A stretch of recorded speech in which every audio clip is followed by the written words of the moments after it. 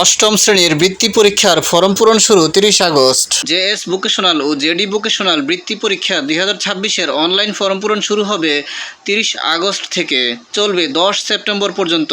সোনালী সেবার মাধ্যমে ফি জমা দেওয়া যাবে 14 সেপ্টেম্বর থেকে 17 সেপ্টেম্বর পর্যন্ত। পরীক্ষার্থী প্রতি ফরম পূরণ ফি 600 টাকা। সম্প্রতি কারিগরি শিক্ষা বোর্ডের এক বিজ্ঞপ্তিতে এ তথ্য জানা যায়।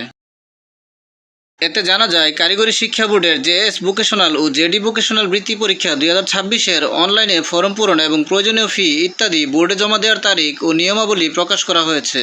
পরীক্ষার্থী প্রতি ফরম পূরণ ফি 600 টাকা, বোর্ড ফি 400 টাকা ও কেন্দ্র ফি 200 টাকা।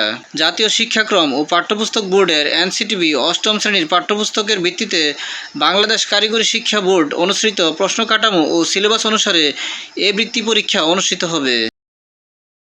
আরও জানা যায়, শুধুমাত্র নিয়মিত এবং রেজিস্ট্রেশনকৃত শিক্ষার্থীরা বৃত্তি পরীক্ষায় অংশগ্রহণ করতে পারবে। চূড়ান্ত পরীক্ষার্থীর তালিকা নীতিমালা অনুযায়ী অষ্টম শ্রেণীতে অধ্যয়নরত শিক্ষার্থীর সর্বোচ্চ 40% নিশ্চিত করে সোনালী সেবার মাধ্যমে ফি জমা দিতে হবে। সোনালী সেবার মাধ্যমে ফি জমা দেওয়ার ক্ষেত্রে পেমেন্ট স্লিপ প্রিন্ট করার তারিখ এবং ব্যাংক ফি জমা দেওয়ার তারিখ একই হতে হবে।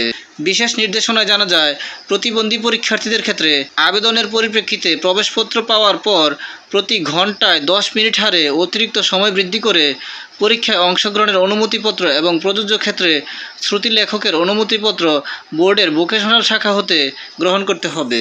ভিডিওটি ভালো লাগলে লাইক, কমেন্ট ও শেয়ার করে দিবেন এবং চ্যানেলটি সাবস্ক্রাইব করে পাশে থাকার অনুরোধ জানিয়ে সকলের সুস্বাস্থ্য কামনা করে এখানেই শেষ করছি। আসসালামু আলাইকুম।